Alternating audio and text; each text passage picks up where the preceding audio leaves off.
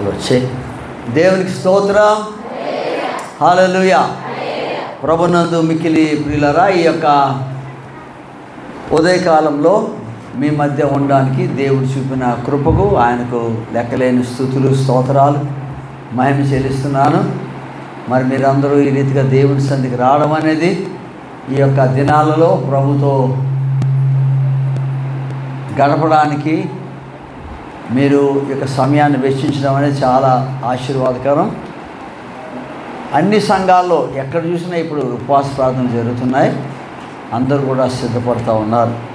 మరి నన్ను ఆహ్వానించినటువంటి అయ్యగారు సుజ్ఞానరత్న గారికి, వారి నాన్నగారికి ప్రత్యేకమైన వందనాలు. మీ అందరికీ వందనాలు. దేవునికి స్తోత్రాలు. ప్రభువా నీకు వందనాలు తండ్రి. ఈ మంచి సమయం మాకు ఇచ్చావు. బిడ్డలందరూ ఎంతో ప్రేమతో ప్రభా నీ సన్నిధికి వచ్చారు. నీ వాక్యం వినాలని, నీ రాకడ కొరకు సిద్ధపడాలని. ప్రభా నీ నామానికి స్తోత్రాలు. నీ వాక్యం ద్వారా మాతో మాట్లాడుతున్నావు. నీ భక్తులను తీసుకొని వస్తున్నావు తండ్రి. అందరినీ వాడుకుంటున్నావు. నీకు వందనాలు. నీ కృప, నీ భద్రత, నీ ఆశీర్వాదాలతో నింపి దీవించి మహిమ పొందమని యేసు నామమును అడుగుచున్నాం తండ్రి. అందరూ ఆమెను గట్టిగా చెప్పండి. Very good. దేవునికి స్తోత్రం. దేవుని వాక్యాన్ని మనము విందాం. ఈ వాక్యము వినేటప్పుడు బిడ్డలతో ఆడుకోవద్దు. అల్లరి చేస్తే నెమ్మదిగా బయటికి తీసుకుని వెళ్ళండి.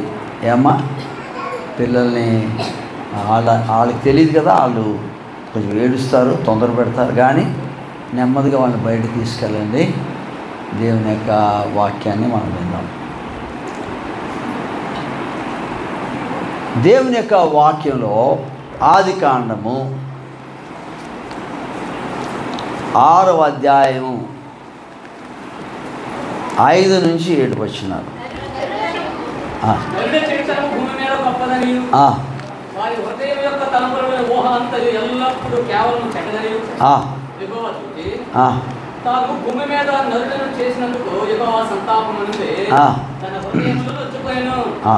చాలు. ఇంకొకరు చెబుతారు ఎవరైనా? ఇంకొకరు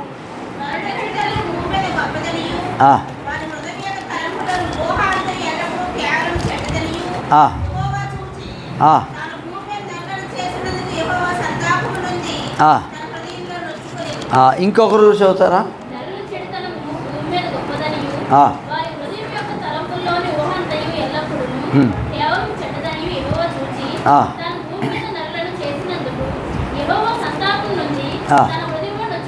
చాలమ్మా. ప్రియులారా, ఈ మాట మనందరికీ తెలుసు. దేవుడు ఎన్నో చేశాడు. సృష్టిలో ఎన్నో చేశాడు. జంతువులు చేశాడు, పక్షులు చేశాడు కదండి, చెట్లు చేశాడు, రకరకాలైనటువంటి జలచరాలని అలాగే చేపల్ని వాటిని చేశాడు. ఇప్పుడు దేవుడు అంట ఇక్కడ ఈ వాక్యంలో ఏమి కనపడుతుందంటే, బైబిల్లో నరుల చెడుతనం భూమి మీద గొప్పదనియు వారి హృదయం యొక్క తలంపులోని ఊహ ఎంతో ఎలా కేవలం చెడ్డదని యెహోవా చూసి తాను భూమి మీద నరులను చేసినందుకు. ప్రియులారా, దేవుడు పులులు చేసిన సంతాపడలేదు. అయ్యో పులిని ఎందుకు చేశానా అని బాధపడలేదు. లేకపోతే నక్కలు చేసినందుకు ఆయన బాధపడలేదు. లేదు ఏదో జంతువుని చేసినందుకు ఆయన బాధపడలేదు. నరులు చేసినందుకు ఆయన బాధపడ్డాడు. నరుని చేద్దామని ఆయన మొట్టమొదట అనుకున్నాడని ఆదికాండంలో 1వ అధ్యాయంలో 26వ వచనం చూడండి. ఆదికాండం 1:26.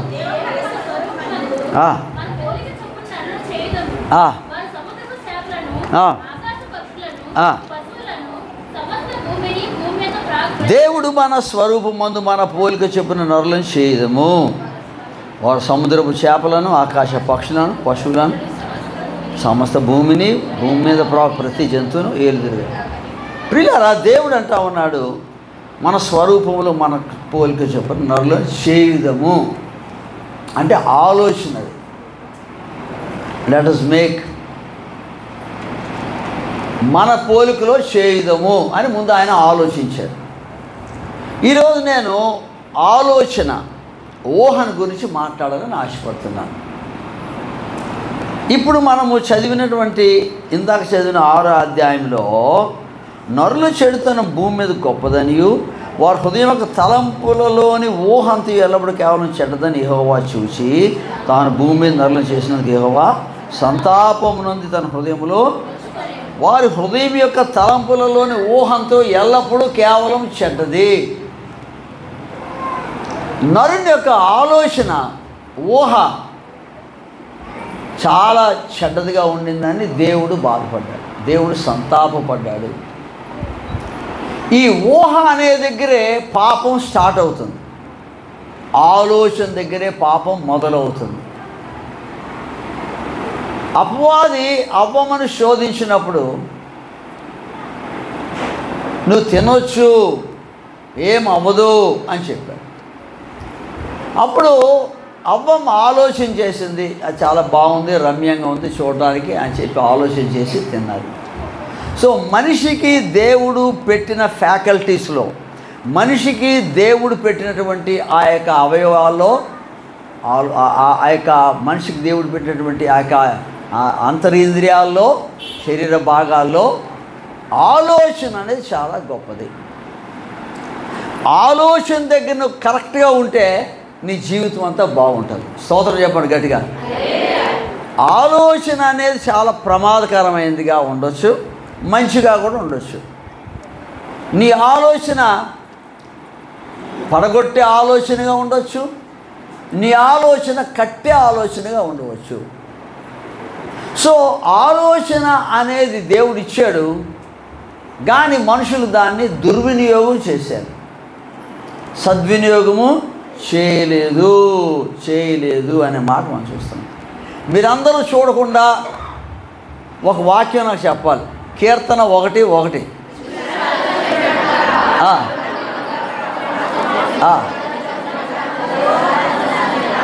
చాలు దేవునికి స్తోత్రం.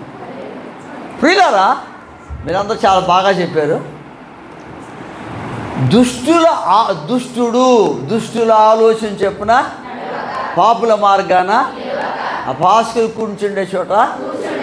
ఇంత పెద్ద పుస్తకం కీర్తనలు, దేవుని స్తుతించుడి, ఎల్లప్పుడూ దేవుని స్తుతించడానికి మొదలవలేదు, ముగింపులో దేవుని స్తుతించడానికి వచ్చింది.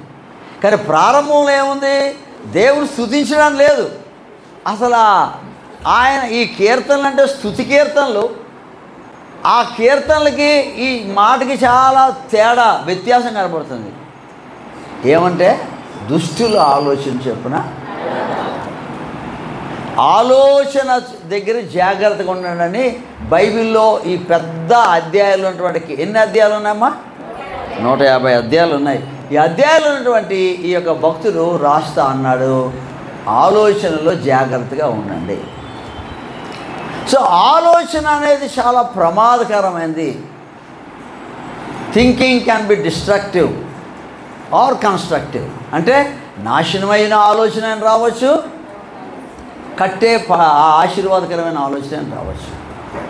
నీవు దేవుని బిడ్డగా ఉండినప్పుడు నీ ఆలోచనలు జాగ్రత్తగా కాపాడుకోకపోతే, నీ ఆలోచనలు కంట్రోల్ లేకపోతే, నీ ఆలోచనలు నీవు దేవునికి అప్పగించుకోకపోతే, మనల్ని పడగొట్టే మొట్టమొదటిగా మన ఆలోచనలే. ఏదైనా ఆలోచనలోనే స్టార్ట్ అవుతుంది. కాయకుండా ఉండాలంటే ఏం చేయాలి? ఓ చెట్టుకి కాయకుండా ఉండాలంటే ఏం చేయాలి? ఏదమ్మా? చెట్టుకి కాయకుండా ఉండాలంటే మొగ్గే తెంపేయాలి. అర్థమైన స్తోత్రం చెప్పండి, గట్టిగా చెప్పండి. కాయకుండా అంటే ముందు ఏం చేయాలి దానా? ఇది అంతే.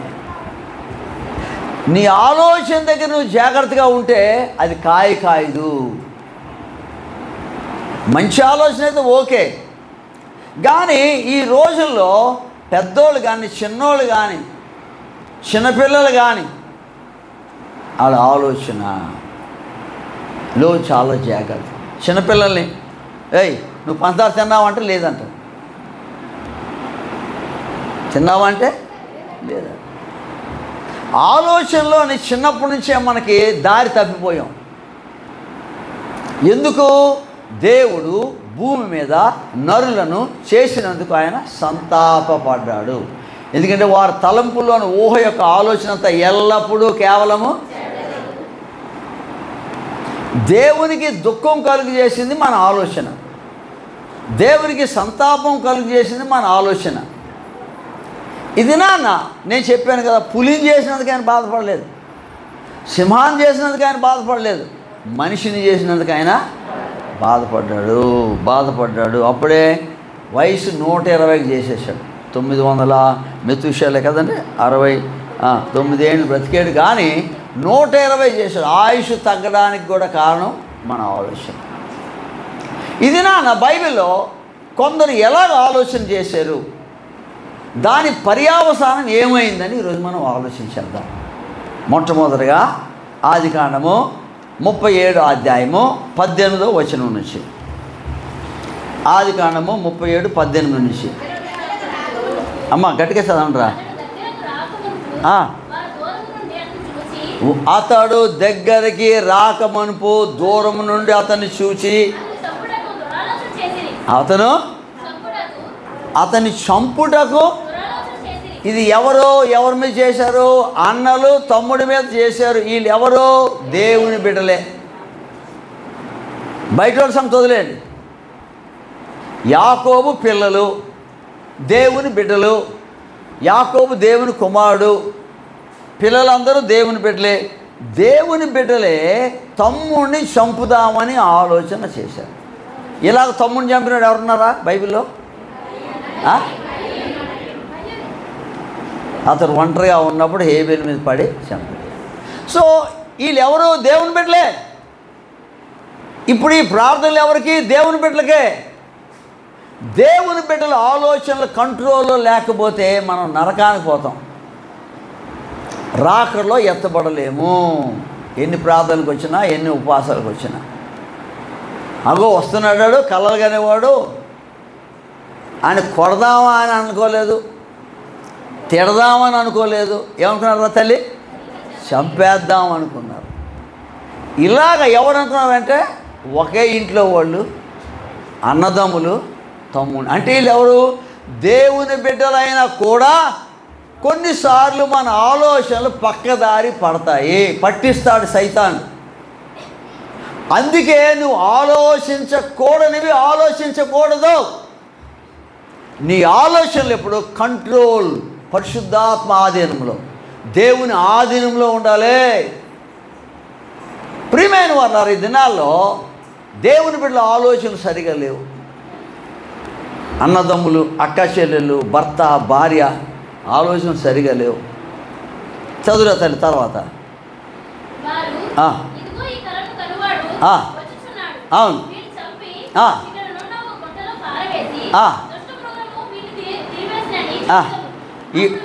ఈయన ఒక గుంటలో పడేసి తర్వాత సమాధానం ఏంటి? ఒక పులో సింహం తినేసిందని కూడా చెబుదాం. ఇవన్నీ ఆలోచనలే.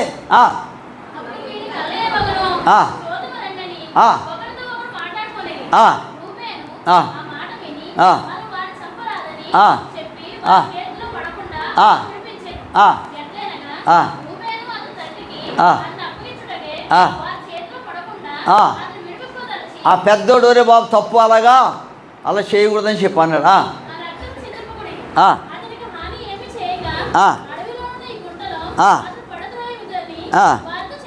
అతను రక్తం చిందించొద్దు, గుంటలో పడేయండి అన్నాడు.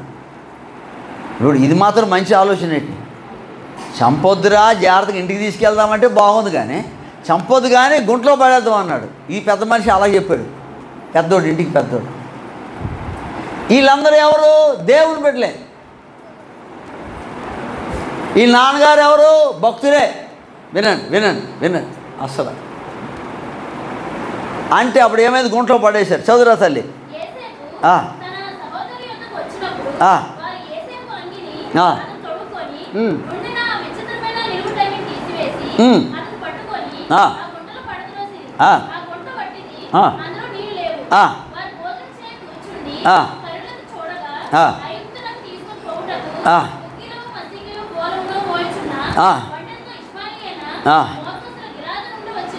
అవును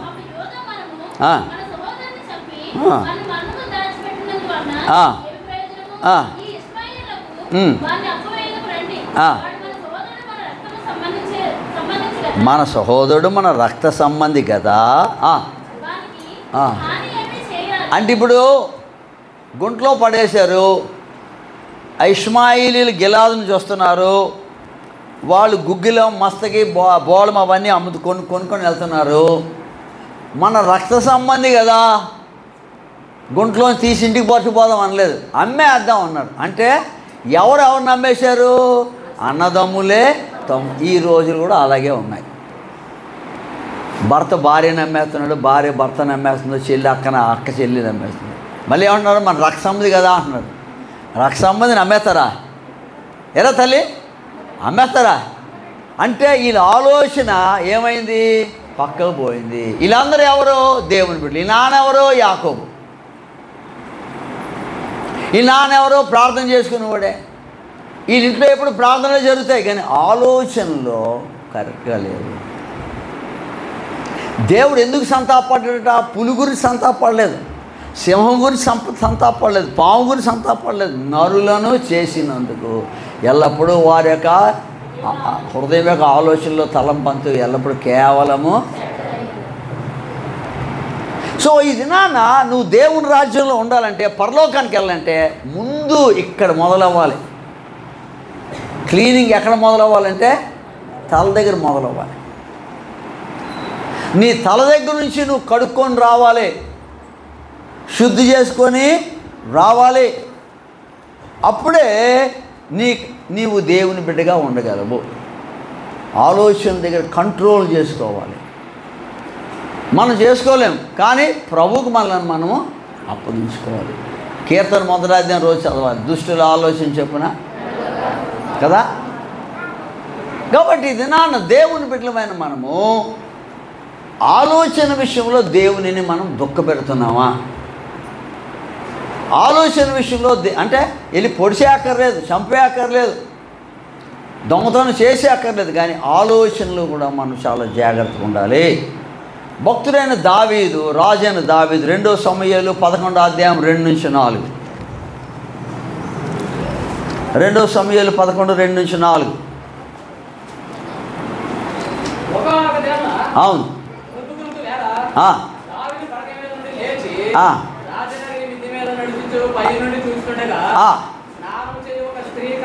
అవును అవును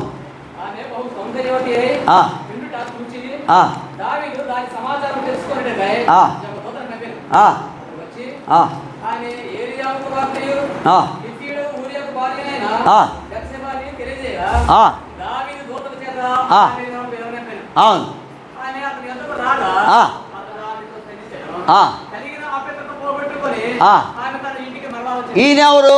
దావీదు. ఈయనెవరు? దేవుని బిడ్డే. దేవుని బిడ్డే.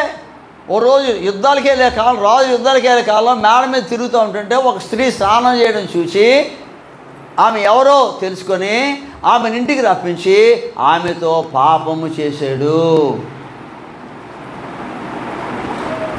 ప్రియమైన వాళ్ళారు, అంటే ఎంతటోళ్ళైనా ఎంతైనా జాగ్రత్తగా మనం ఉండాలి అని అర్థమవుతుంది. నేను ప్రార్థన పడిని, నేను అలాగా, నేను ఇలాగా, నా అలాంటి వాళ్ళు లేరు, నేనే అసలు భక్తి పడిని, ఈ సంఘానికి ముందు నేనే అని అనుకోవడానికి లేదు. ఆ తర్వాత ఊరియాని రప్పించి చెప్తున్నాను నేను, తర్వాత రాయబడింది. నువ్వు బాగా ఎలాగుంది యుద్ధం అంటే బాగుంది అన్నాడు. నువ్వు ఇంటికి వెళ్ళి అన్నాడు. ఎందుకు? ఈ తప్పుని భర్త మీదకి తోసేయడానికి. నువ్వు ఇంటికి వెళ్ళి సంతోషించి అన్నాడు. కానీ ఊరియా ఇంటికి వెళ్ళలేదు. రాజుగారి యొక్క భటులతో సైనికులతో అక్కడే పడుకున్నాడు. మళ్ళీ తర్వాత తాగిపించి తినిపించి మళ్ళీ వెళ్ళలేదు. ఇప్పుడు దావీదు కంటే ఊరియాయే నీతిమంతుడయ్యాడు. ఒకసారి చప్పట్లు కూడా దేవుని స్తోత్రం చేస్తున్నాడు. యుద్ధంలో ఇంటికి వచ్చి తన ఇంటికి వెళ్ళలేదు. కొన్నిసార్లు మనకంటే నీతిమంతులు ఉంటారు కానీ మనకి తెలీదు. ఆమెనండి అందరూ. నేనే నీతిమంతుని అనుకుంటాను కొన్నిసార్లు, కానీ నాకు తెలియదు నాకంటే నీతిమంతులు ఉంటారు. ఆ తర్వాత ఉత్తరం రాసి పంపించాడట యోవాబుకి, సైన్యాధిపతి. ఆ ఉత్తరమైన అసలు మా రాజుగారు ఏం రాశాడని చదవలేదు ఊరియా. ఏముందంటే బాగా యుద్ధం జరిగే చోటను ఊరియాకి పంపించి, యుద్ధం జరుగుతున్నాడు పక్కకు తప్పుకో. ఈ ఉత్తరం రాసినాడు ఎవడు? దావీదు. అప్పుడు అతను చచ్చిపోతాడు. అప్పుడు ఆయన భార్యని నా భార్యగా తీసుకుంటాను. అందుకే 51వ కీర్తన దావీదు పశ్చాత్తాపడి రాస్తాడు. శుద్ధ హృదయం నాలో కలిగి రక్షణాన్ని తీసేకు, అంతరంగంలో నువ్వు సత్యం కోరుతున్నావు, నా పాపాలను పరిహరించు. ప్రియమైన వారలారా, ఈ దావీదు అంతటి వాడు 2 ఘోరమైన పాపాలు చేశాడు, వ్యభిచారము, నరహత్య. దీనికి కారణం ఆలోచన. అంటే ఇన్ని కీర్తనలు రాసేవాడు, దేవుని దగ్గర ఉండేవాడు, దేవుని మనసు ముందు నాట్యం వేశాడు, ఇన్ని దేవుడు అంటే ప్రేమించాడు. కానీ ఒక్క విషయంలో ఆయన పక్కకే పోయాడు. ప్రియమైన వారలారా, ఈ యొక్క ఉదయకాలంలో నేను చెప్పేది అందరూ దేవుని పెట్టలే. బయట వాళ్ళు ఎలా కాలిస్తే మనకెందుకు, బయట వాళ్ళు ఏం చేస్తే మనకెందుకు, బయట వాళ్ళు కొట్టుకుంటే మనకెందుకు, తిట్టుకుంటే మనకెందుకు. లోపల ఉన్న వాళ్ళ గురించే. ప్రియమైన వారలారా, మీకు తర్వాత తెలుసు అవన్నీ నేను చెప్పాను. 2వ సమూయేలు 13:1-5.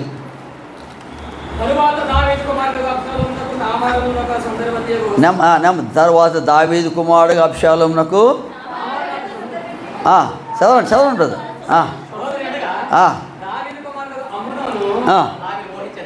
దావీదు కుమారుడు అబ్షాలోముకి తామార్ అనే ఒక సహోదరి ఉంది. దావీదు కుమారుడైన అమ్నోను ఆమెను మోహించాడు. వీళ్ళందరూ అన్నాదమ్ములు, అక్కా చెల్లెలు. మా వినండి అమ్మ, పిల్లలిద్దరు బయట పంపించండి, పంపించండి బయటికి వెళ్ళి బయటికి. ప్రియులారా, వీళ్ళిద్దరూ అన్నాదమ్ములు, అక్కా చెల్లెలు. అన్న చెల్లిని మోహించాడు, ప్రేమించాడు కదా. అన్న చెల్లిని ప్రేమించాడు, తామారుని ప్రేమిస్తే. ఇప్పుడు 2వ వచనం చదువునా నాకు. తామారు కన్యకైనందున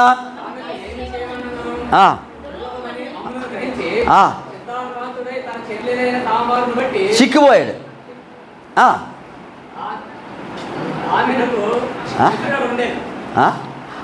అయ్యా సరిగా, అమ్నోనునకు మిత్రుడు. అతడు దావీదు సహోదరుడైన షిమ్యా కుమారుడు. అతని పేరు యెహోనాదాబు.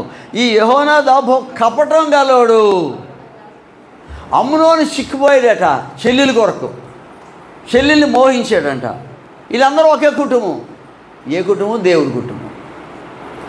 అప్పుడు యెహోనాదాబు అనే ఒక సహోదరుడు ఉన్నాడు దావీదు గారి యొక్క కొడుకులలో కదండి. షిమ్యా కొడుకున్నాడు, అతని పేరు ఈ యెహోనాదాబు కపటం గలవాడు. అతడు రాజకుమారుడైన నీవు నానాటి చిక్కుపోటు హేతువేమో సంగతి నాకు తెలియజెప్ప అని అమ్నోను అనగా, అమ్నోను నా తమ్ముడగు అబ్షాలోము సహోదరైన తామారు నేను మోహించున్నా అని చెప్పి అతనితో నేను. యెహోనాదాబు ఇప్పుడు ఒక ఐడియా ఇస్తున్నాడు. వీళ్ళెవరు? వీళ్ళందరూ దేవుని కుటుంబంలోలే. దేవుని కుటుంబంలో అందరూ మంచి సలహా ఇస్తారు అనుకోకండి, కుళ్ళు ఐడియాలు ఇస్తారు కొంతమంది. మళ్ళీ ప్రార్థన చేసుకుంటారు. నువ్వో పని చేయు, నువ్వు రోగివై ఉన్నట్టు నటించు, మీ నాన్న నీ దగ్గరికి వస్తాడు దావీదు. ఏరా బాబు రోగివైపోయి ఏమైపోయావంటే, నువ్వు నేను రోగున్నాను, నా చెల్లి వచ్చి నాకు వంట పెడితే నా రోగం తగ్గిపోతుందని చెప్పన్నాడు. ఎవడు చెప్పాడు? యెహోనాదాబు. ఇతను రాజకుటుంబకుడే. అబ్షాలోము దావీదు కొడుకు, అమ్నోను దావీదు కొడుకు, తామారు అబ్షాలోము చెల్లి. వీళ్ళందరూ ఒకే కుటుంబం, వీళ్ళందరూ దేవుని కుటుంబంలో. అప్పుడు ఈయన రోగ్గా ఉంటే ఆ నాన్న వచ్చాడు. ఏరా బాబు ఏంటి రోగ్గా ఉన్నావు, జాగ్రత్త, ఏంటి ఆరోగ్యం పాడు చేసుకున్నట్టే. ఆ నాన్నకేం తెలుసు? తెలియదు కదా. ఏం లేదు, నాకు రోగం తగ్గిపోతే మా చెల్లిని పంపించి నాకు వంట చేయించు అన్నాడు. దావీదు ఏమనుకుంటాడు? అమ్మా వినన్నా, అస్సలు దావీదు ఏమనుకుంటాడు, ఓహో నా కొడుకు రోగం తగ్గాలంటే చెల్లిని పంపి వంట చేస్తానే అని ఆ చెల్లి, అమ్మ వెళ్ళి వంట చేయి, రాజకుమార్తె కదా అంత త్వరగా రాజు తండ్రి చెప్పాడు, వచ్చి వంట చేస్తే ఆమెను పట్టుకొని ఆమెతో పాపం చేశాడు. దీనికి కారణం ఆలోచన, చెడ్డ ఆలోచన. సలహా ఇచ్చేవాడు కూడా సలహా ఏమన్నా సలహా, ఒరే తప్పురా, నీ చెల్లి అనుకున్నావు, ఎవరు అనుకున్నావు, తప్పు అనడానికి బదులు అలాంటి తప్పు ఆలోచించి, అంటే చెడ్డవారికి చెడ్డ ఆలోచనలు ఇచ్చేవారు కూడా దేవుని బిడ్డలోనే ఉంటారు. అప్పుడు అభిషాలం పగబెట్టుకున్నాడు, చెల్లిని తరిమేశాడు.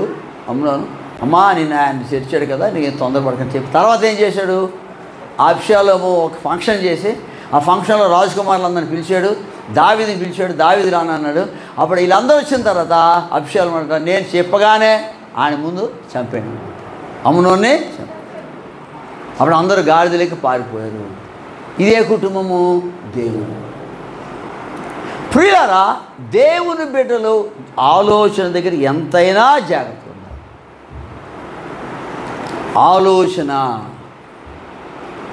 ఆలోచన యేసుప్రభువు ఒక మాట ఉంది, ఆశ్చర్యకరుడు, ఆలోచనకర్త, బలవంతుడైన దేవుడు, నిత్యుడగు తండ్రి, సమాధానకర్తకు ఆలోచనకర్త ఆయన. సో నీకు ఆలోచన కావాలంటే ఎక్కడికి వెళ్ళాలి, ప్రభు పాదాల దగ్గరికి వెళ్ళాలి. నీకు ఆలోచన కావాలంటే ఏం చేయాలి, వాక్యం చదవాలి. నీకు ఆలోచన కావాలంటే ఏం చేయాలి, ప్రభు దగ్గర గడపాలి, ఆయన దగ్గర కన్నీరు కార్చాలి. అప్పుడు దేవుడికి పరిశుద్ధమైన ఆలోచనలు ఇస్తాడు. ఇవన్నీ కూడా దేవుని కుటుంబాలే. ఇవన్నీ కూడా ఏం కుటుంబాలు రా తల్లి, దేవుని కుటుంబాలే.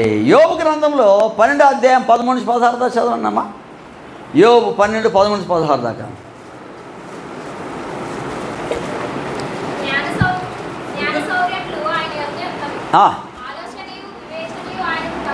జ్ఞాన శౌర్యములు ఆయన యొద్ద ఉన్నవి. ఏమో దొరకలేదా యోబు, పోయిందా కొంపతీసి పుస్తకాల నుంచి?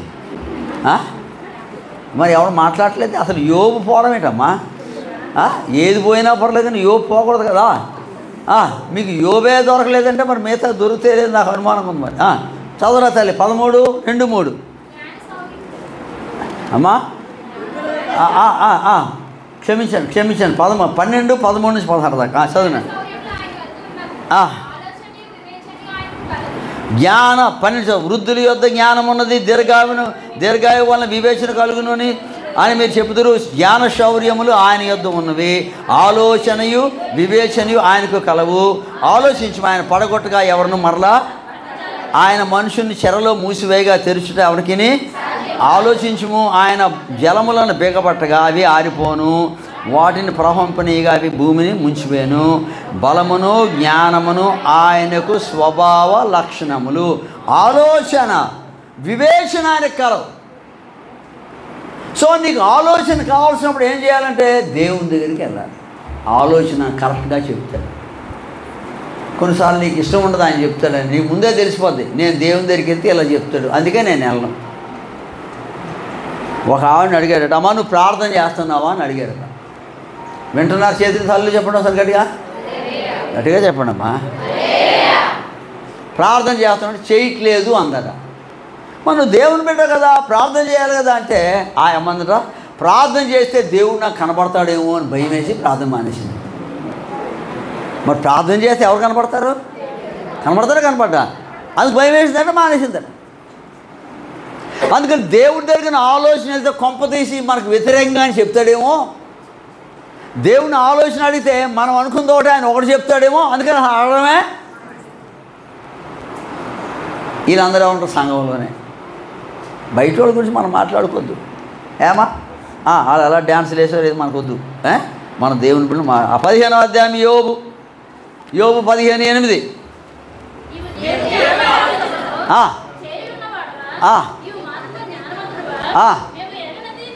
చాలురా తల్లి, నీవు దేవుని ఆలోచన సభలో, అంటే దేవునికి ఏముందంట? ఆలోచన సభ ఉంది. దేవుడు కూడా ఆలోచిస్తాడు. సంఘానికి కూడా ఆలోచన సభ ఉంటుంది, కుటుంబానికి ఆలోచన ఉంటుంది. దేశానికి ఆలోచనకర్తలు ఉంటారు, వాళ్ళందరినీ రానివ్వరు లోపలికి కదా. దేశానికి కానీ, సంఘానికి కానీ, కంపెనీకి కానీ, స్కూలుకి కానీ, వ్యాపారానికి కానీ ఎవరుంటారమ్మా? ఆలోచించేవారు. ఆ ఆలోచించినప్పుడు అందరు రండి మనందరూ ఆలోచిద్దాం అందరూ, 3 4 ఉంటారు, ఆలోచన చేస్తారు. ఆలోచించేవారు ఎప్పుడు క్షేమం ఆలోచన చేస్తారు. అందుకే బైబిల్ చెప్తుంది, దేవుని ఆలోచన సభలో నువ్వు ఉన్నావా? ఒకసారి స్తోత్రం చెప్పండి అందరు గట్టిగా గట్టిగా చెప్పాలి కదా. దేవునికి ఏముందట? ఆలోచన సభ ఉంది. ప్రియమైన వాళ్ళారా, ఇంకా యోబులో 33వ అధ్యాయం 29 30 వచనాలు. 33 29 30 అమ్మా.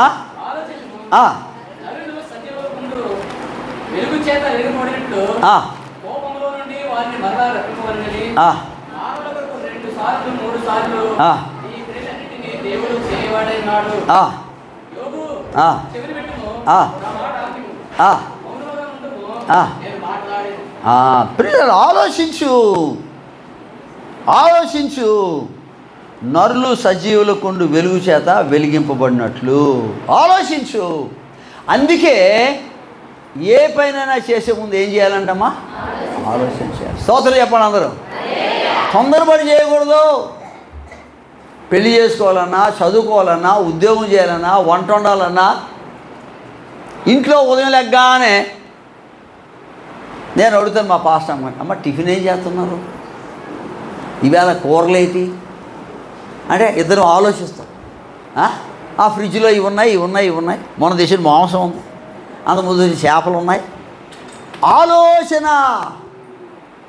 ఆలోచన లేకుండా జరగదు కదా కదా. ఈరోజు ఏం చేద్దాం, ఎక్కడికి వెళ్దాం, ప్రార్థనకి వెళ్దామా లేదా ఎక్కడికి వెళ్దాం? ఆలోచన. ప్రియులారా, ఆలోచన దేవుడు ఇవ్వడం అనేది అది గొప్ప ఆశీర్వాదం.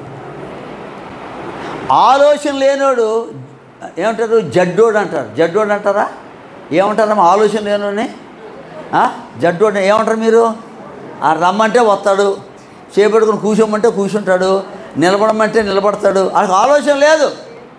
కానీ దేవుడు మనకు ఆలోచన ఇచ్చాడు. స్తోత్రం చెప్పండి అందరు గట్టిగా. హల్లెలూయా. ఎంత గొప్ప సంగతి అండి. ఈ ఆలోచన అంతా ఈ మెదడులో ఎంత పెద్ద కంప్యూటర్ ఉంది, పెద్ద పెద్ద చిప్స్ ఉన్నాయి. ఆ మెదడులోని సన్నటి నరాలు ఉన్నాయి. తల పగిలిపోతే ఇంక అయిపోయినట్ట మనిషి. చెయ్యి ఇరిగిపోయినా కొట్టచ్చు, కానీ తల పగిలిపోతే చిన్న నరాలు ఉన్నాయి. ఈ నరాల్లో దేవుడు గొప్ప శక్తిని పెట్టాడు. ఆలోచన శక్తి. ఆలోచన. ప్రియమైన వాళ్ళరా, కనుక 33 29 30 చదవరా. 36 5 చదవండి రా తల్లి. 36 5 యోబు.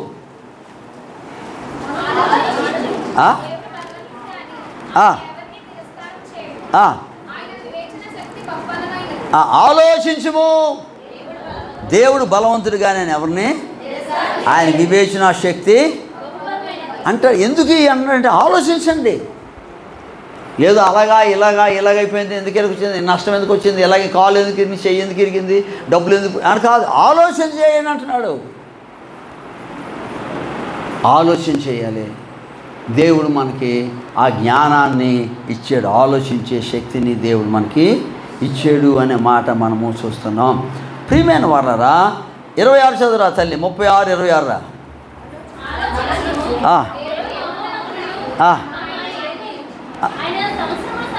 ఆలోచించుము. దేవుడు మహోన్నతుడు. దేవునిస్తూ ఆలోచించు. అందుకే ఆలోచన మనము దేవునిని మహిమ కొరకు వాడుకోవాలి. దేవుని గురించి ఆలోచించాలి, దేవుని గురించి తలంచాలి. చెడ్డ ఆలోచనలు, చెడ్డ తలంపులు దేవుని బిడ్డల కుటుంబంలో ఒకళ్ళు వచ్చినప్పటికీ మనం ఏం చేయాలి? యేసు నామములో వాటిని బంధించాలి, బయటికి రావాలి. మన ఆలోచనలు కడుక్కోవాలి. మన ఆలోచనలు ఏం చేసుకోవాలా తల్లి? కడుక్కోవాలి. దానియేలు గ్రంథము 2వ అధ్యాయము 48 49 వచ్చినారు.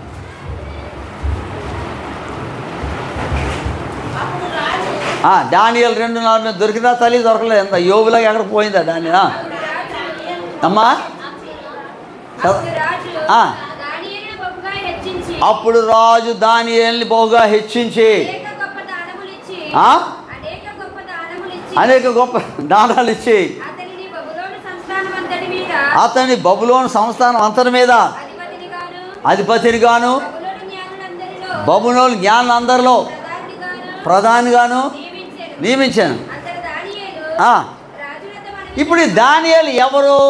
బబులోనులో పుట్టినోడా? బబులోనికి తీసుకుపోయారు. ఇశ్రాయేల్ దేశం నుంచి బబులోనికి బానిసగా తీసుకుపోయిన ఏం చేస్తారు? ఇంట్లో పని చేయిస్తారు అంట్లు తోవడానికి. కానీ బానిసగా వెళ్ళినవాడు బబులోను ఎంత దేవుడు అతను హెచ్చించాడు కదరా తల్లి. ఏమన్నాడమ్మా? తర్వాత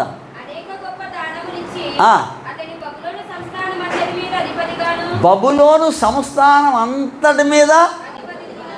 ఎంత గొప్ప సంగతి! ఇండియా అనుకున్నారు ఏంటి? ఇండియా ఒక మూలకు రాదు. ఇండియాలో ఒక కౌన్సిలర్ని పట్టుకోలేము, ఒక వార్డు మెంబర్ని పట్టుకోలేము. ఆడు వార్డు మెంబర్ అయితే ఆడు దొరకడు మనకి. ఒక ఎమ్మెల్యే దొరకడు, ఎంపీ దొరకడు, ఎవడు దొరకడు. కానీ బబులోనంతటి మీద అధిపతిగా ఒక బానిసత్వంలో ఉన్న కుర్రోడిని ఇశ్రాయేల్ దేశం నుంచి బానిసగా తీసుకొచ్చినండి హెచ్చించి రాజు అతన్ని ఆ ఉద్యోగం ఇచ్చాడు. స్తోత్రం చెప్పండి అందరి గట్టిగా. ఎందుకంటే అతనికి ఉన్న జ్ఞానం, ఆలోచన, ఆ కళలకు అర్థం చెప్పే ఆ పరిస్థితి. తర్వాత ఏమైందిరా? చదువురా తల్లి. తర్వాత అంతటా దానియేలు రాజునొద్ద మనవి చేయగానే ఎరా తల్లి అమ్మా చదివి గట్టిగా చదవండిరా, గట్టిగా చదవండి. మీ నోరు ఎంత ఉందో అంత గట్టిగా చదవండి. ఎవరిని అంటే నేను చూసుకుంటాను. వారిని వినండి, బబులోను సంస్థానం మీద విచారణకర్తలుగా నియమించాడు. విచారణకర్తలు అంటే అర్థం ఏంటి? ఎరా తల్లి? ఆలోచన చేసేవాళ్ళు, రాజ్యం యొక్క క్షేమాన్ని చూసేవాళ్ళు, మంచి చెడులు ఆలోచించేవాళ్ళు. బబులోను అంతటి మీద ఆలోచనకర్తలుగా వాళ్ళని నియమించాడు. ఎందుకు నియమించాడంటే వాళ్ళ దేవుని బిడ్డలు కాబట్టి, దైవ భయం కలిగి ఉన్నారు కనుక, వాళ్ళకున్న జ్ఞానం ఎవరికీ లేదు కాబట్టి రాజ్యం మీద విచారణకర్తలుగా నియమించాడు, ఆలోచనకర్తలుగా నియమించాడు. రాజ్యం యొక్క యోగక్షేమాలు ఆలోచించేవారుగా చేశాడు. సోదరు ఎప్పటికడిగా ఒక ఊరు నుంచి బానిసలుగా పట్టుకొచ్చిన వాళ్ళని ఇంట్లో పనులుగా పెట్టుకోవాల్సిన వాళ్ళు ఏమైరండి? దేశానికే విచారణకర్తలయ్యారు. వినరా తల్లి? ఎందుకంటే వాళ్ళు చెప్పిన ఆలోచన రైట్. మనం పాత నిబంధనకి వెళ్దాం. ఆది కాండము 40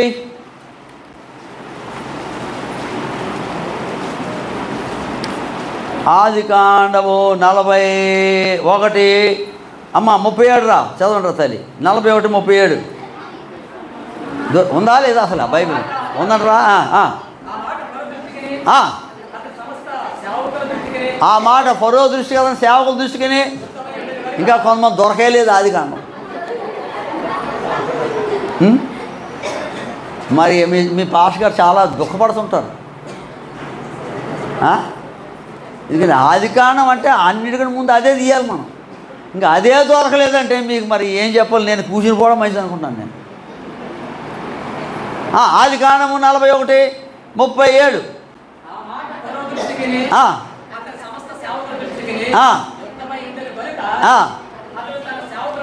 పిలిచి ఇతని వలె దేవుని ఆత్మగల మనుషుని కనుగొనగలమా?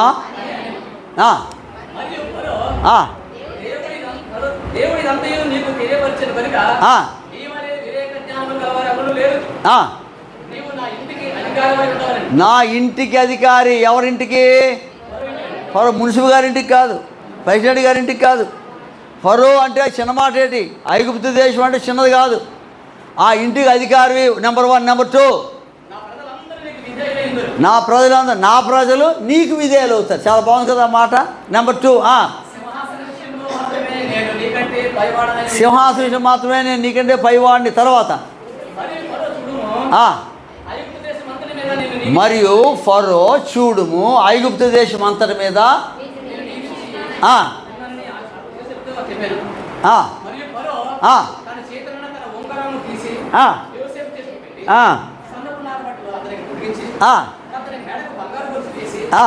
ప్రియులారా, ఎక్కడి నుంచి వచ్చాడు యోసేపు? ఎక్కడి నుంచి వచ్చాడు ఫరో దగ్గరికి? బానిస కాదు, జైల్లోంచి. మీరు ఆదికాండం వదిలేసి మిగతా చదువుతున్నట్టున్నారే. జైల్లోంచి వచ్చాడు. ఏమా, జైల్లోంచి వచ్చి గడ్డం తీసుకొని బట్టలు వేసుకొస్తే ఎప్పుడైతే కలభావం చెప్పాడో దేశమంతటి మీద అధికారం చేశాడు, ఇంటికి అధికారం చేశాడు, దేశమంతా చేశాడు. ఫరో ఉంగరం తీసి అతని చేతికి పెట్టేశాడు. మీరు ఎవరైనా మీ ఉంగరాలు నాకు ఇస్తారా? ఏమంటే భాస్కర్ ఉంగరాలు ఇంటి దగ్గర వదిలేసి వచ్చావు, ఎందుకైనా మంచిదని మీరు అడుగుతారని నాకు తెలుసు. ఇంకొకటి, ఫరో వేలు ఎంత ఉంటుంది, యోసేపు వేలు ఎంత ఉంటుంది? అందరి వేలు ఒకలాగా ఉండవు. నా ఉంగరం మీకు పట్టదు, మీ ఉంగరం నాకు పట్టదు కదా. ఒకళ్ళ ఉంగరం ఒకళ్ళు, ఎందుకంటే వేలు డిఫరెన్స్. కానీ దేవుడు యోసేపుని చేసినప్పుడు ఫరో చెయ్యి ఎలాగ ఉంటుందో అలాగా యోసేపు చేతిని దేవుడు చేశాడు. తొందరప్పుడు కడిగా ఫరో ఉంగరం తీగానే ఎవరు ఏలికి పట్టిందండి? యోసేపు ఏలి. పోటండి సరిగడిగా చప్పలు పోటండి. అంటే యోసేపుకి తెలియదు, యాకోబు తెలియదు, ఎవరికి తెలియదు, మనకి తెలియదు. కానీ ఫరో ఉంగరం ఏం చేశాడమ్మా? ఫరో ఉంగరం మాట మనలాగా ఉంటుంది అనుకున్నారా? చిన్న సన్నగాను సన్నగా ఉంటుందా? తర్వాత ఫరో గొలుసు వేసాడంట. ఎవరికి వేసాడమ్మా? మనం వేస్తాం చిన్నపిల్లలు గొలుసు సన్నగా ఉంటుంది. అది ఉంగరాలు పెడితే సన్నగా ఉంటాయి. ఫరో గొలుసు అంటే పెద్ద తాడులాగా ఉంటుంది. సన్నపురాల బట్టలు, ఫరో ఉంగరం, ఫరో గొలుసు. తర్వాత ఫరో రెండవ రథం మీద ఎక్కించి మోకాళ్ళకి వేసి వందనము చేయడి అన్నాడంట. దేవునికి మహిమ కలుగును గాక. ఒక దేవుని బిడ్డను దేవుడు తోడై ఉంటే, ఒక దేవుని బిడ్డకు దేవుడు ఆలోచనిస్తే నిన్ను కింద నుంచడు పైకే తీసుకెళ్తాడు. నీ ఆలోచన క్లీన్గా ఉండాలి. యోసేపుకు ఆలోచన వచ్చింది. 7 సంవత్సరాలు కరువు వస్తుంది, 7 సంవత్సరాలు వస్తుంది. వెంటనే అసలు యోసేపు ఏం ఆలోచన చేయాలంటే, ఏ పాపం చేయలేని కారణాన్ని నన్ను జైలు వేశాడు. ఆయన భార్య పొతిఫర్ భార్య కూడా తప్పు కేసు పెట్టింది. ఇలాంటి వాళ్ళకి నేను ఈ బాబు ఎందుకు చెప్పాలి? నాకు ఎంత అన్యాయం చేశారు, ఆడికి అలాగే అవ్వాలి, ఆడికి కరువే రావాలి, ఆడికి తిండే ఉండకూడదు అని అనుకోలేదు. కీడుకు ప్రతి కీడు చెయ్యాలని యోసేపు యోచించలేదు. కొట్టండి గట్టిగా, చెప్పకుండా గట్టిగా. మీకు అర్థమైందా? ఆడికి అలాగే అవ్వాలి. ఆడి కాలు ఇరిగిందా, చెయ్యి కూడా ఇరిగితే ఇంకా బాగుంటుంది. మిమ్మల్ని హింసించే వారి కొరకు ప్రార్థన చేయండి అన్నారు. మరి యోసేపు అనాలి కదా, నాకు ఈ కలభావం తెలిసింది, 7 సంవత్సరాలు కరువు, 7 సంవత్సరాలు ఏమో సమృద్ధి, ఈ సమృద్ధిలో అన్నీ కూర్చుకోవాలి, అప్పుడు కరువులో తోడు ఉంటాడు. అయినా నేను ఎందుకు చెప్పాలి వీడికి? ఇప్పుడు చెప్తే ఏమైనా ఉందా గొప్ప? మనకేముంది, ఎంత కష్టపడినా మన జైలు వేసేశారు అని అనుకోలేదు. ఒక మనిషిని దేవుడు అక్కడ తీసుకెళ్ళి ఆ ఊర్లో ఉంచి, ఆ జైల్లో ఉంచి, ఒక మనిషి ద్వారా ఒక దేశాన్ని కాపాడాడు. స్తోత్రం చెప్పండి గట్టిగా. నిన్ను కూడా దేవుడు వాడుకుంటాడు. మన దేవుడు గొప్ప దేవుడు. ఆశ్చర్యకరుడు. ఆ పాట వచ్చా? ఆశ్చర్యకరుడు, ఆలోచనకర్త, నిత్యుడగు తండ్రి, సమాధాన. ఆశ్చర్యకరుడు పాడండి.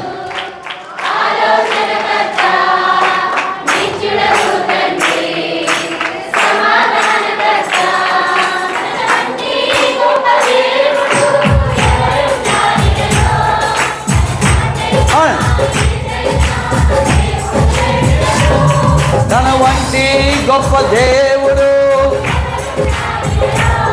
తన సాకైనా. ఆశ్చర్యకరుడు, ఆలోచనకర్త, నిత్యులకు తండ్రి, సమాధానకర్త,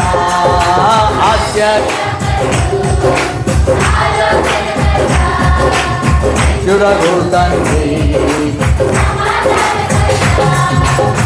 వచనం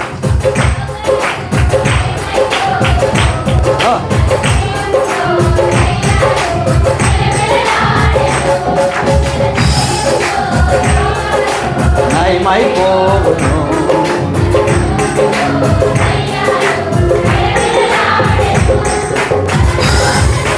ప్రకృతిని శాసించిన వాడు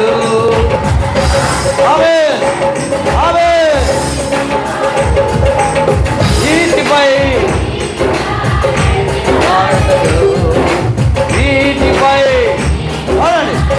గడిగా ఓహో ఆశ్చర్యకరుడు, ఆలోచనకర్త, నిత్యుడగు తండ్రి, ఓ ఆశ్చర్యకరుడు, నిత్యుడగు తండ్రి.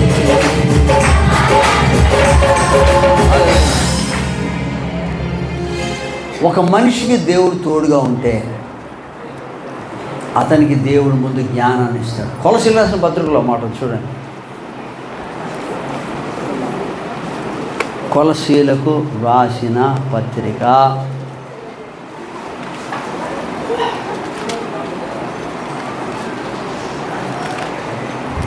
అమ్మ సెల్ ఫోన్ ఆపండి నాన్న. 2వ అధ్యాయము 3వ వచనం. బుద్ధి జ్ఞానముల సర్వ సంపదలు. సో యోసేపు దేవుడు బుద్ధి జ్ఞానాన్ని, ఆలోచన శక్తిని ఇచ్చాడు.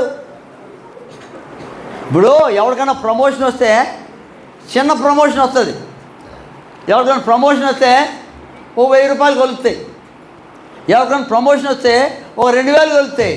యోసేపు 1000-2000 కలలేదు. ఏం గెలిచింది? రాజుగారు ఉంగరమే చేతికి. అంటే ఈయన ఏమి శాసనాలు చేస్తే అవి అయిపోతాయి అంతే. ప్రియులారా, ఆలోచన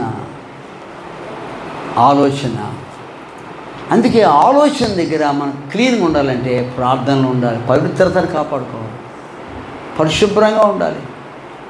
అంటాడట ఫరో, ఇలాంటి వాడు ఉన్నాడా మన దేశంలో అంటే వాళ్ళు ఏమనాలి? అదేంటండి బాబా అంత త్వరగా ఆడు జైల్లోకి వచ్చాడు, అలాంటి లేడంటారేంటి, మేమందరం ఉన్నాం కదా అని అనాలి. కానీ ఎవడు మాట్లాడంటే ఎవడు ఎందుకు మాట్లాడంటే ఎవడు లేడు అక్కడ. స్తోత్రం చెప్పండి అందరు గడిగా. ఇప్పుడు మన గురించి ఏమనుకోవాలి? ఎవడైనా వీళ్ళు నిజంగా దేవుని బిడ్డలు, ఇలాంటి వాళ్ళు ఎవరు లేరు అనుకోవాలి. ఆమేన్ కదా. అందుకే మనం తక్కువగా చిన్నగా మన జీవితాన్ని నడుపుకోకూడదు. అంటే గొప్పని కాదు కానీ దైవికంగా నడుపుకోవాలి. అతను రథం మీద ఊరేగించాడు. అతనికి అన్నదమ్ములు లేరు, అక్కాచెల్లు లేరు, ఎవరు లేరు. అతని పెళ్ళి ఎవడు చేశాడు? ఎవరు చేశాడు? రాజు చేశాడు. మన పెళ్ళిళ్ళు ఎవడైనా రాజు చేశాడు ఏంటి? చేతులు ఎత్తండి ఎవరు ఉంటే అలాంటి. మన పెళ్ళిళ్ళు ఎవరి పెళ్ళి రాజు చేశాడా? మన వాళ్ళే చేయడానికి 30 తిప్పలు పెట్టి 3 చెరువులు నీళ్ళు తాగి తిట్టి కొట్టి గొనుక్కొని సణుక్కొని చేస్తారు. కొంతమంది చేస్తారు మంచిగా. కానీ రాజుగారు చేశారట ఆయన పెళ్ళి. ఉందా లేదా బైబిల్లో? ఉందా లేదా? ఉంది. మన సంఘంలో ఎవరు రాజుగారు చేసిన పెళ్ళిలో చేస్తేస్తండి? ఎవరు లేరు. నా పెళ్ళి కూడా ఎవరు చేయలేదు. అయ్యగారు అంతే కదా. రాజుగారి పెళ్లి చేసినట్టు ఎలా ఉంటుంది? మనోళ్ళు చేస్తేనే ఇప్పుడు డ్యాన్సులు డీజేలు బీజేలు అన్ని జేలు వచ్చేసి మనిషి నిలబడకుండా పడిపోయి చచ్చిపోయి గెంతేసి రాజు చేసేడు పెళ్ళి. దేవునికి స్తోత్రం. నేను మీకు చెప్పేది ఏంటంటే రాబోయే దినాల్లో మనం రాజుని పెళ్లి చేసుకోబోతున్నాం. ఆయన యేసుక్రీస్తు ప్రభు. స్తోత్రం చెప్పండి గట్టిగా. హల్లెలూయా. యేసుకి ఈ రాజుని సౌందర్యాన్ని కోరాడు కదా. మన రాజు యేసు వస్తున్నాడు ఆయన త్వరగా. కాబట్టి ఒక్క మనిషి తర్వాత ఆ దేశం అంతా అయ్యాడు. అప్పుడు ఆ అన్నదమ్ములు వచ్చారు ధాన్యాలకి. అన్నదమ్ముని గుర్తుపెట్టాడు, అందరినీ రమ్మన్నాడట. ఇంచుమించు 70 మంది, మీరందరూ రండి, నేను మిమ్మల్ని పోషిస్తాను అన్నాడంట. ఇప్పుడు ఎవడైనా ఇంటికి వస్తే ఒకరినో ఇద్దరినో పోషిస్తాం. 70 మందిని పోషించి వాళ్ళు చేతులు ఎత్తండి, పోషిస్తారా? ఓ పాస్ గారు 6 నెలలు అన్నం లేదట, కరపత్రాలు పంచి 6 రోజులు, క్షమించండి. ఒక కుటుంబం ఆయనకి కలిసి, అయ్యో పాస్ గారు మీకు అన్నం లేదు, మా ఇంటికి రండి భోజనం కంటే భోజనం పెట్టారట. మంచిగా తిన్నాడు, మళ్ళీ సేవకి వెళ్ళాడు. 2వ రోజు కూడా మా ఇంటికి రండి అన్నారట. అయ్యో ఈ ఎంత మంచి కుటుంబాన్ని 2వ రోజు మళ్ళా వెళ్ళాడట. 3వ రోజు అన్నారట, పాస్ గారికి రేపు నుంచి మా ఇంటికి రావద్దని. 3వ రోజు ఏమన్నారు నాన్న, ఇంక మా ఇంటికి 2 రోజులు పెట్టారు కదా. ఇప్పుడు నువ్వు ఎంతమందిని పోషించగలవు? 70 మందిని అన్నాడు, రండి అన్నాడు. దేవునికి స్తోత్రం. ఈ యొక్క ఐగుప్తు దేశంలో శ్రేష్టమైన ఆ స్థలం మీకు ఉంది, మీ పశువులకు సరిపోద్ది. దేవుడు నన్ను హెచ్చించాడు, ఆస్వాదించాడు, మిమ్మల్ని అందరినీ నేను పోషిస్తాను. అలా అన్నదమ్ములే కదా చేశారు ఇదంతా. కానీ అంటాడు, మీకు ముందుగా దేవుడు నన్ను పంపించాడు, మీరేం బాధపడు, మీరందరూ రండి, మీ పిల్లలు అందరినీ నేను పోషిస్తాను. పిల్లరా, ఒక మనిషి దేవునికి లోబడితే, దైవాలోచనతో ఉంటే, దేవుడు ఆ మనిషిని చిన్నగా ఉండనివ్వడు. నీ ఆలోచన దగ్గర క్లీన్గా ఉండాలి.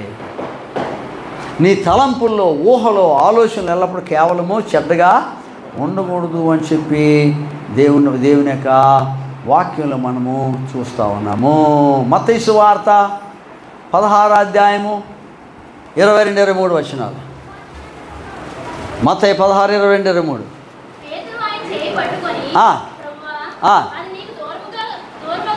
అవును.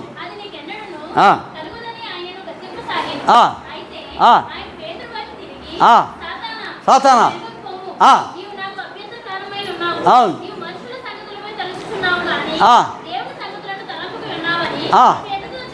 పేతురుతో అన్నాడు యేసు ప్రభువారు, ముందేమో సజీవుడైన దేవుడి కుమారుడైన క్రీస్తు అంటే తండ్రి దేవుడే నీకు బయలుపరిచాడు. తర్వాత ప్రభువు అన్నాడు, నేను శ్రమలు పడాలి, కష్టాలు పడాలి, సిలువ వేయబడతాను, చచ్చిపోవాలి, అందరు నన్ను దూషిస్తారంటే, అప్పుడు పేతురు ఆయన చేయబట్టుకొని ఏమన్నాడట, అది నీకు.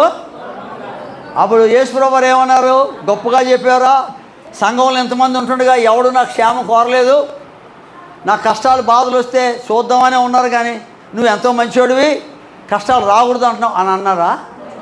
అనలేదు. సైతానా నా వెనకే పో అన్నాడు. అని అన్నాడు, నీవు మనుష్యుల సంగతులనే దేవుని సంగతులు. సో పేతురులాటోడే మనుషుల సంగతులు తలస్తే మన సంగతి అర్థమైందా? నువ్వు దేవుని బిడ్డవి, దేవుని సంగతులు తలంచాలి, కానీ ఏ సంగతులు తలుస్తున్నావు నువ్వు? మనుషుల సంగతులు.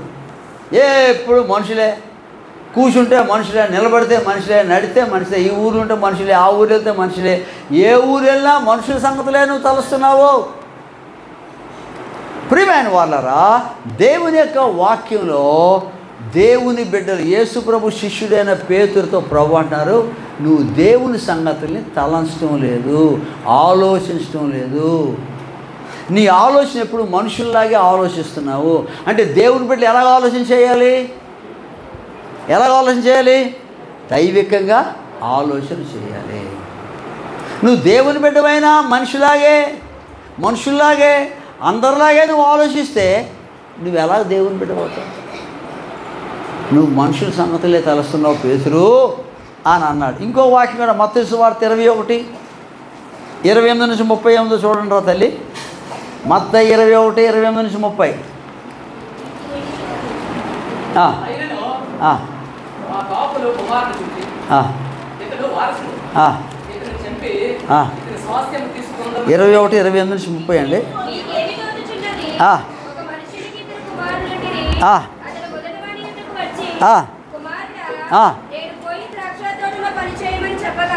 ఇద్దరు కొడుకులు ఉన్నారు. కుమారుడా నువ్వు ద్రాక్ష తోటలో పని చేయమని చెప్పాడు.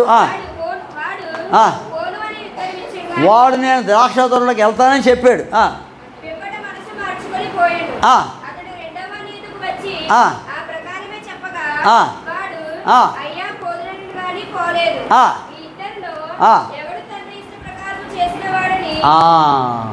ఒకడేమో వెళ్తానని ఒకడేమో వెళ్ళనని, అంటే వెళ్తానన్నాడు ఆలోచించి వెళ్ళ మానేశాడు, వెళ్ళనన్నాడు ఆలోచించి వెళ్ళాడు. అందుకే నీ ఆలోచన తప్పైన కొడుకు కూడా ఆలోచించాడు, నాయనా నా తండ్రి ఇంట్లో కూలోళ్ళకైనా అన్నం ఉంది కానీ నాకు ఇక్కడ నాకు అన్నము లేదు, తిరిగి నా ఇంటికి వెళ్తానని ఆలోచన నిన్ను దేవుని సంధికి తీసుకొని వస్తుంది. స్తోత్రం చెప్పండి, గట్టిగా చెప్పండి. ఆలోచన ఏం చేస్తా, తండ్రి ఇంటికి తీసుకొచ్చింది. నువ్వు ఆలోచిస్తే నువ్వు ఎక్కడ దూరంగా ఉన్నావో, ఎక్కడ పడిపోయావో, ఎక్కడెక్కడ ఎలా ఉన్నావో నిన్ను దేవుడు ఆయన దగ్గరికి తీసుకొని వస్తాడు. మన దగ్గరికి వచ్చేసాం ముగించడానికి. ప్రియమైన వాళ్ళరా, త్వరగా మనం సాధ్యమైన త్వరగా మనం ముగించుకుందాం. చూడండి, యోహాను సువార్త 13వ అధ్యాయము 2-3 వచనాలు. యోహాను 13:2-3.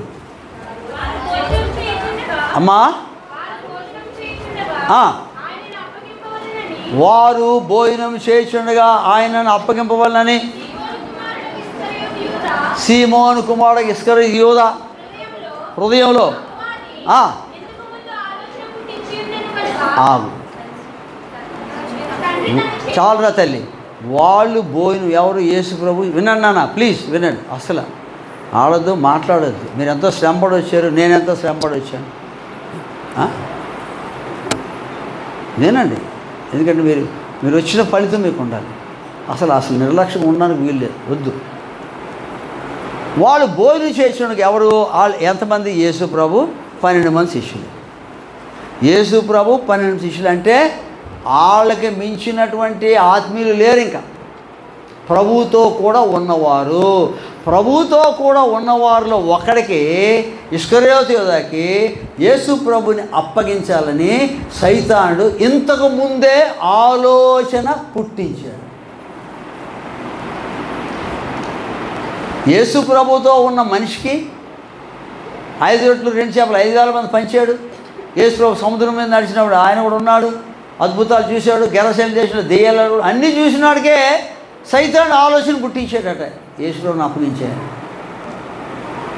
అంటే నువ్వు ఆలోచన దగ్గర ఎంత జాగ్రత్తగా ఉండాలో నువ్వు ఆలోచన చేయి. 13వ అధ్యాయము యోహాను సువార్త 25-27 వరకు. అమ్మా,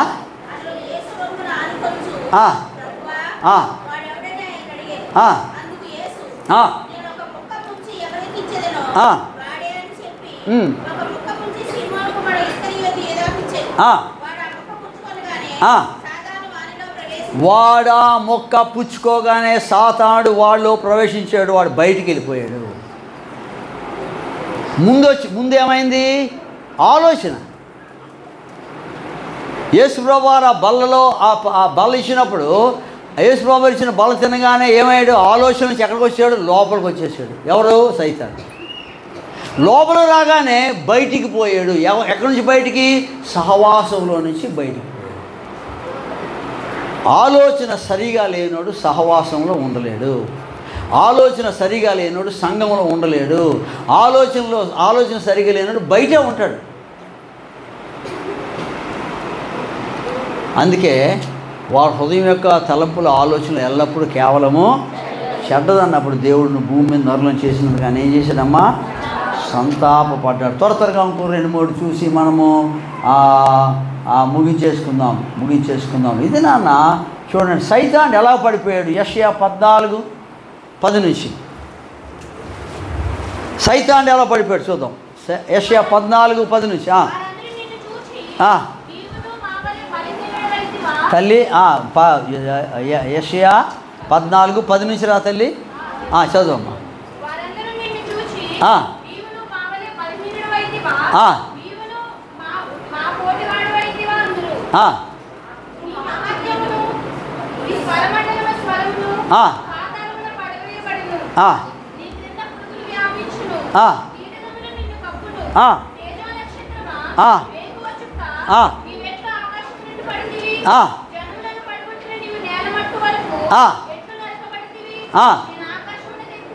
నేను ఆకాశానికి ఎక్కిపోతాను. నేను దేవుని నక్షత్రాలకు పైగా నా సింహాసనాన్ని హెచ్చించుకుంటాను. అమ్మా, ఉత్తర దిక్కునున్న సభాపర్వతం మీద కూర్చుంటాను, మేఘమండలం మీదకి ఎక్కిపోతాను, మహోన్నతుడైన సమానంగా ఎంచుకుంటాను అని మనసులో నువ్వు ఆలోచించావు కదా. ఎరా తల్లి, దేవుడితో సమానం చేసుకుని దేవుని కంటే హెచ్చి వెళ్ళిపోతాను, ఇంకా చుక్కల్లోకి వెళ్ళిపోతాను, నక్షత్రాలకు వెళ్ళిపోతాను అని నువ్వు ఆలోచించావు కదా. తర్వాత చదవమ్మా. నీవు పాతాళానికి నరకంలో ఒక మూలకే. దేవునికి స్తోత్రం. దేవుడి కంటే హెచ్చించుకోవాలని ఎవరు ఆలోచించకూడదు. దేవుడి కంటే హెచ్చించుకోవాలి. నరకంలో ఒక మూలకే. ఒక మాట వినండి, ఎవరు వింటున్నారు అందరూ? ఇటు వినండి, ఇటు వినండి, ఇటు వినండి. నరకంలోకి తోయబడతావు అంటే అలా ఉంది.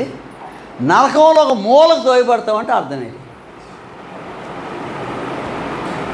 నువ్వు నరకంలోకి తోయబడతావు అంటే ఒకటి, నరకంలో ఒక మూలకు తోయబడ్డం అంటే అర్థం ఏంటి?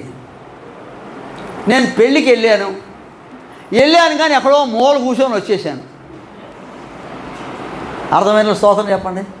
చెప్పలేదా తల్లి? నోరు చెప్పండి, గట్టిగా చెప్పండి. ఇప్పుడు పెళ్ళికి వెళ్ళాడు ఎక్కడ ఉండాలి? ముందులో ఉండాలి. అయ్యారు వెళ్ళాడు కానీ ఎక్కడ ఉన్నాడట? ఇప్పుడు ఈడు ఎక్కడున్నాడు? సైతాన్ గాడు. దేవునికి స్తోత్రం. నరకంలో మూల ఉంది కానీ పరలోకంలో మూలలు లేవు. కొట్టండి గట్టిగా, చప్పలు కొట్టండి. పరలోకము పరలోకము నా దేశము పరదేశి దేనిలా మెగా నేను యాత్రికుడాను పరదేశి దేనిలా యాత్రికుడాను ఎంతో అందమైనది అసమానమైనది నా దేశము ఎంతో అసమానమైనది. ఓ ఎల్లప్పుడూ విశ్వాసంతో యాత్రను సాగింతును. ఓ పరలోకము నా దేశము పరదేశి నేనిలా నేను యాత్రికుడాను పరదేశి.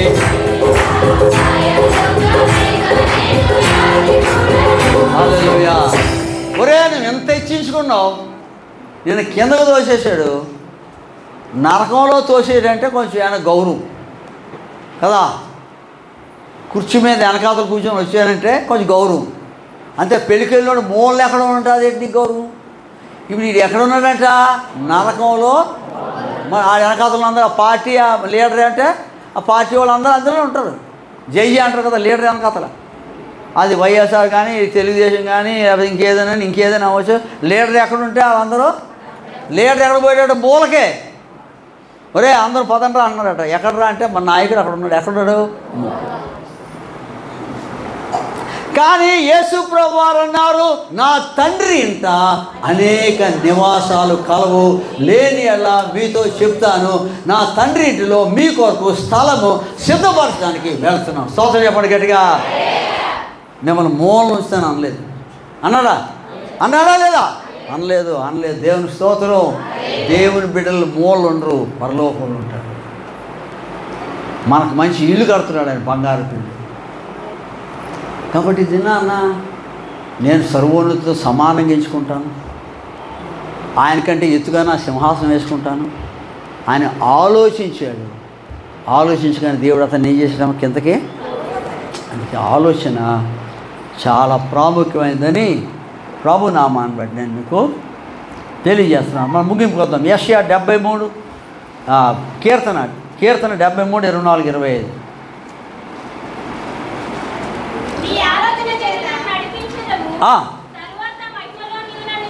నీ ఆలోచన చేత నన్ను పిల్లరా. మనం దేవుని ఆలోచన చేత అమ్మ అర్థమవుతుంది. 60 చేతులతో సల్లు చెప్పండి. అర్థమైందా? నేను చెప్తున్న మెసేజ్ అర్థమైందా? దేవుడు ఆలోచించేత మనం నడిపింపడ. ఇది ఇంకా బాగుంటుంది. 139, 23, 24. 139 కీర్తన 23, 24.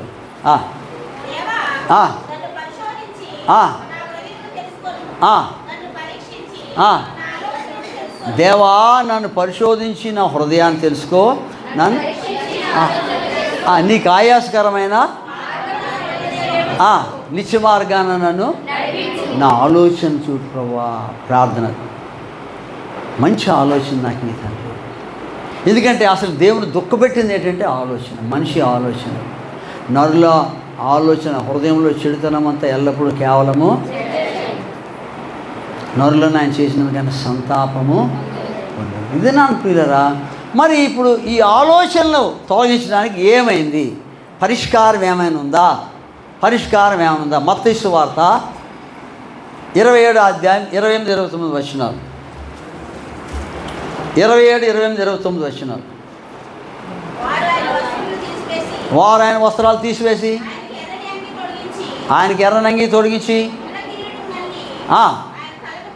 ముళ్ళ కిరీటం మళ్ళీ ఆయన తలకు పెట్టారు.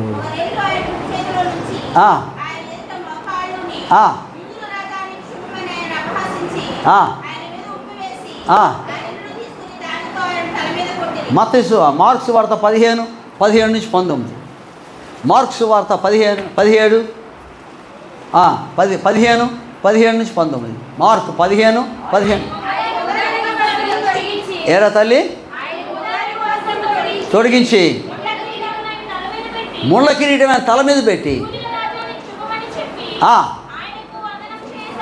చాలు. యోహాను సువార్త 19, 1, 2.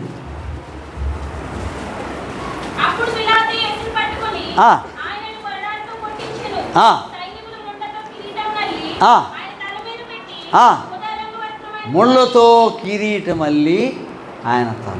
అసలు చేతుల్లో మేకులు, కాళ్ళలో మేకులు, పక్కలో బళ్ళం అంటే సరిపోయాను కదా, కానీ ముళ్ళ కిరీటం ఆయన తలకు పెట్టాడు. ఎందుకంటే మన ఆలోచన, తలలోంచి రక్తం గుచ్చారు. ఇది నాన్న ప్రభువారు మన ఆలోచన కొరకు కూడా ఆయన రక్తం కాచాడు, ప్రాణం పెట్టాడు. ఇది నాన్న మన ఆలోచన సరిగా లేకపోతే మన జీవితం సరిగా ఉండదు. ఆలోచన దిద్దుకోకపోతే మన బ్రతుకు సరిగా ఉంటుంది. ఆలోచన దగ్గర మనం తుంచైపోతే మన జీవితంలో మనం ముందుకు సాగలేము. కానీ ప్రభు రాకడ దినాల్లో ఉన్నాం. ఆది కాండంలో తండ్రిని బాధ పెట్టింది నరుల యొక్క హృదయంలోని తలంపులో ఊహ. అందుకే 120 సంవత్సరాలు అయిపోయింది ఆయుష్. సో మన ఊహలను, మన తలంపులు మార్చడానికి లోకానికి వచ్చాడు. ఆయన తలలో ముళ్ళ కిరీటము దోచుకుంది. కాబట్టి దినాన ప్రభుని వేడుకుందాం. ప్రభా, నీకు ఆయాస్కరమైన మార్గం ఉందని తెలుసు. నా ఆలోచన, నా తలంపులన్నీ శుద్ధి చేయండి. నేను దేవుని బిడ్డగా బ్రతకడానికి మంచి ఆలోచనతో నింపు అని ప్రార్థన చేద్దాం. అందరు లేచి పడదాం. కళ్ళు మూసుకోండి. అటు ఇటు తిరగద్దు. అయిపోయింది, ముగించేస్తున్నాం. అందరు లేచి పడతారు. త్వరగా లేవండి. కళ్ళు మూసుకోండి. చేతుల పైకి ఎత్తండి. దేవునికి ప్రార్థన చేద్దాం. మన హృదయాన్ని ప్రభుకి అప్పగించుకుందాం. అందరు కళ్ళు మూసుకొని ప్రభుని అడుగుదాం. నాయనా, నా ఆలోచన సరిగా లేక నీ తలలో ముళ్ళ కిరీటం వేసుకో. నా చెడ్డ ఆలోచనకు పరిష్కారం నీ తలలోకి వచ్చిపడిన ముళ్ళ కిరీటం. నన్ను క్షమించు. దేవుని బిడ్డగా నేను ఆలోచించే విధానాన్ని మార్చు. చేతుల పైకెట్టి కళ్ళు మూసుకొని ప్రార్థన చేద్దాం. నాయనా, అందరు నోరు ఇప్పటి గట్టిగా ప్రార్థన చేయండి. మీ కొరకు మీరు ప్రార్థన చేసుకోండి. తండ్రి, నా కుటుంబంలో కానీ, నా అన్న మీద కానీ, అక్క మీద కానీ, చెల్లి మీద కానీ, భర్త మీద కానీ, భార్య మీద కానీ, సంఘంలో కానీ నా ఆలోచన ప్రభా, నా ఆలోచనకి నీ తలలో ముళ్ళ కిరీటం, నీ తలలోంచి రక్తం కార్చబడ్డది. అయ్యా కనికరించి అందరూ ప్రార్థన చేయండి. ఒక నిమిషం అందరూ ప్రార్థన చేయండి. అమ్మా, నోరిప్పండి ప్రార్థన చేయండి. ప్రభుతో మాట్లాడండి. అయినా ఇంతకుముందు ఇస్కరియోతు ఏదో ఆలోచన పుట్టించాడు సైతాన్. ఆ తర్వాత రొట్టె ముక్క పుచ్చుకోగానే బయటికి పోయాడు. సహవాసం నుంచి బయటికి పోయాడు. దేవుని సన్నిధానం నుంచి బయటికి పోయాడు. వేరే వాళ్ళతో కలిశాడు. వేరే వాళ్ళతో సహవాసం చేశాడు. వేరే వాళ్ళని తీసుకొచ్చాడు యేసుప్రభు మీదకి.